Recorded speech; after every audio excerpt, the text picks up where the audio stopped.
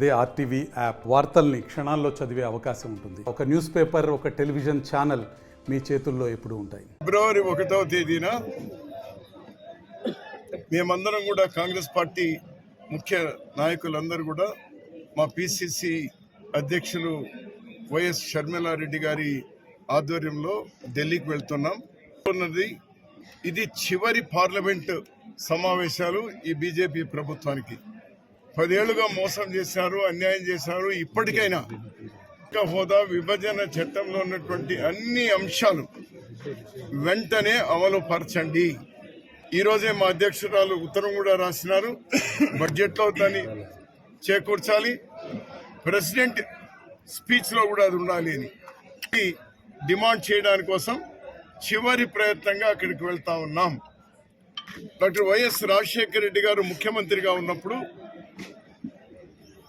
రాజీవ్ పల్లెబాట అంటే ఇందిరమ్మ రాజ్యం ఇంటింటా సౌభాగ్యం అనేటువంటి పేరుతో ఇందిరమ్మ రాజ్యాన్ని మళ్ళీ తీసుకొని రావాలని వాళ్ళు చేసినటువంటి మొదటి ప్రయత్నం రాజీవ్ పల్లెబాట. ఆ రాజీవ్ పల్లెబాట మడకసిరి నుంచినే ప్రారంభమైంది. మళ్ళీ ఈరోజు కాంగ్రెస్ పార్టీ ఇందిరమ్మ రాజ్యం రావాలంటే రాజన్న లాంటి పరిపాలన రావాలి.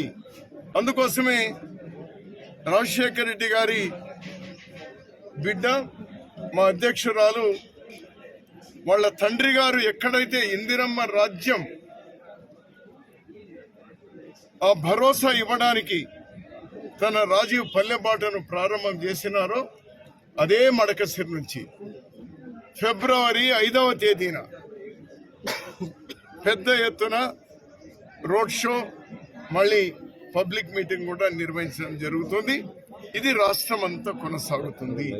వ్యక్తిగతమైనటువంటి విమర్శలు ఎంత హేయంగా, ఎంత హీనంగా అటు తెలుగుదేశం కానీ మరీ ముఖ్యంగా జగన్ పార్టీ ఎట్లా చేస్తారు? నీ సొంత చెల్లెలే, దాన్ని ఆపలేరా? మీరు ప్రోత్సహిస్తూ ఉన్నారు. అంటే ఇదేమి మొదటి కుటుంబమా? 2 పార్టీల్లో కుటుంబ సభ్యులు డిఫరెంట్ గా ఉండడం. మేనకా గాంధీ, సోనియా గాంధీ ఒక పార్టీలో లేదా? మేనకా గాంధీ మరో పార్టీలో లేదా? ఎన్టీ రామారావు కూతుర్లు వేరే పార్టీలో లేదా? ఈ భారతదేశంలో కొన్ని వందల వేల కుటుంబాల్లో ఆ పార్టీలో ఈ పార్టీలో ఉన్నారు. తప్పేమిటి ఏంటను? ప్రపంచమంతా ఉన్నదే కదా.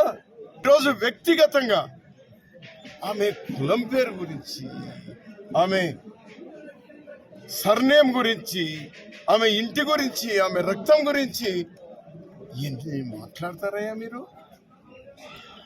ఎన్ని మాట్లాడతారు? నేను ముఖ్యమంత్రి గారిని ఒకటి అడుగుతా ఉన్నాను. ఒక చెల్లెలని నువ్వు నిజంగానే మీరు చేస్తున్న విమర్శలే నిజమైతే, ఆమె క్లియర్గా చెప్పింది, నా ఆస్తుల కోసం కాదు, నా పదవుల కోసం కాదు, మా నాన్న రాజశేఖర రెడ్డి గారు మాట తప్పని వాడు, మడం తిప్పనటువంటి వాడు.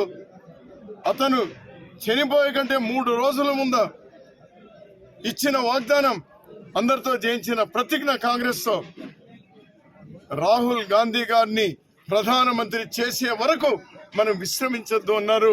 దాన్ని కొనసాగించడానికే నేను వచ్చినాను అనేటువంటి మాట అన్నారు. ఎట్లా తప్పడతారు మీరు? అది ఇదే ముఖ్యమంత్రి గారు ఆ రోజు రాజశేఖర రెడ్డి గారు చనిపోయినటువంటి వారం 10 రోజుల్లో మీరేం మాట్లాడినారండి? ఏం మాట్లాడినారు మీరు? మా నాన్న చివరి కోరిక రాహుల్ గాంధీ గారిని ప్రధాని చేయాలి అనేటువంటిది ఈరోజు కూడా ఉంది. మీరు చెప్పినటువంటి ఈరోజు కూడా ఉంది. మరి మీరు చెప్పితే ఒప్పు, షర్మిలారెడ్డి గారు చెప్తే తప్ప? మీరు నలుగురు దుష్ట చతుష్టయం.